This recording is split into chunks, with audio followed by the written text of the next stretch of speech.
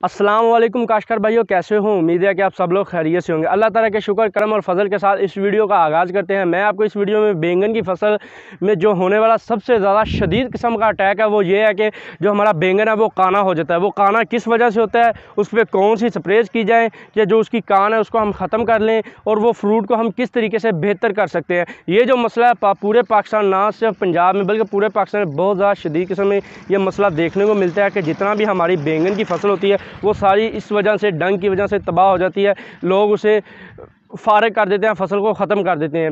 सबसे पहले it's me Usman, welcome to Apna Kisan Pakistan YouTube channel. First of all तो अगर आपने इस यूट्यूब चैनल को सब्सक्राइब नहीं किया हो तो यूट्यूब चैनल को सब्सक्राइब कीजिए, वीडियो को अपने प्यारों के साथ शेयर कीजिए और जो भी आपका सवाल है नीचे हमसे कमेंट्स बॉक्स में पूछ सकते हैं। तो बात करते हैं जी बैंगन जो है उस पर जो है ना सबसे ज़्यादा डंग का हमला होता है इस पर, और जो हमले हैं वो भी होते हैं, लेकिन सबसे शदीद किस्म का जो इंसेक्ट हमला करता है वो फ्रूट फ्लाई है। और फ्रूट फ्लाई हमला करती किस तरीके से है, उसकी मादा और जो उसका नर होता है, वो जो नर है वो इतना ख़तरनाक नहीं होता। फ्रूट फ्लाई में जो फ्रूट फ्लाई का नर है वो इतना ख़तरनाक नहीं होता, उससे हमें कोई भी नुकसान नहीं होता, वो उड़ता फिरता है। जो उसकी मादा है वो सबसे ज़्यादा ख़तरनाक है। वो अंडे देने के लिए हमारे फ्रूट का इंतखाब करती है, उसमें आके वहाँ से उसके अंदर अंडे देती है।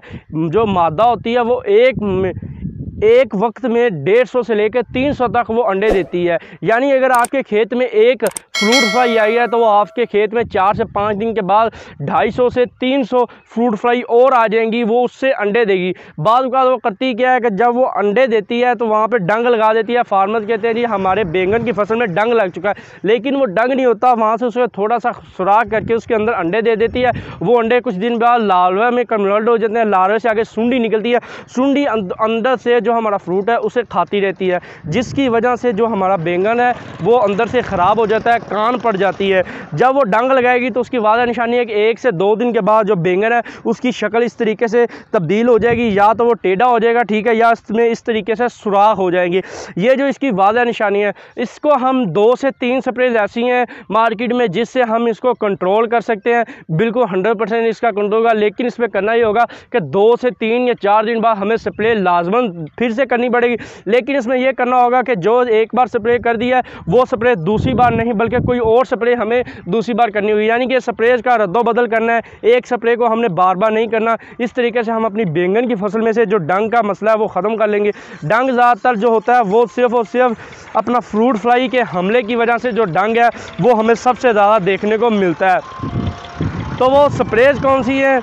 सबसे पहले स्प्रेज की बात करें, स्प्रे जो कौन सी है, स्प्रेज सबसे पहली जो आ जाती है, जो सबसे पहले मैं आपको रिकमेंडेशन करूँगा वो वॉल्यूम फ्लैक्सी है नया सवेरा की। वो आप लाके करें।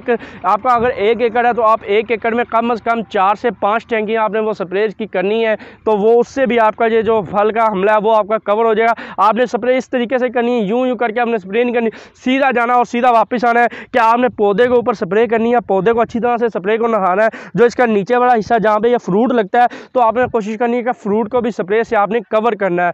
दूसरी जो स्प्रे वो एमामेक्टन और न्यू फ्लान है, वो भी आप स्प्रे ला करनी है।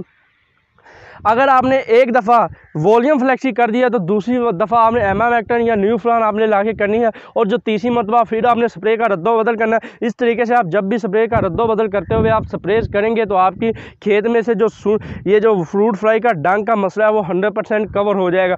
कुछ इलाके ऐसे हैं कि जिनमें टेम्परेचर बहुत ज़्यादा हो जाता है, ख़ास ध्यान रखना है कि ज़्यादा टेम्परेचर में आपने स्प्रे जो नहीं करनी, बिल्कुल भी नहीं करनी ज़्यादा टेम्परेचर में स्प्रे। उस वक्त जो वो मक्खी के ऊपर ये जहर काम नहीं करता। आपने कोशिश ये करनी है कि जब टेम्परेचर कम हो, यानी सुबह या शाम का टाइम है, ये जो इन 2 टाइम में आपने स्प्रेज करनी है। और स्प्रेज करने के बाद आपने पानी जो है वो आपने अपनी ज़मीन का बहत्तर दे के लगाना है। 2 से 3 दिन बाद आपने स्प्रे को बार बार रिपीट करना है। इंशाल्लाह जितना भी आपका ये मसाइल है डंग वाले वो सारे कवर हो जाएंगे।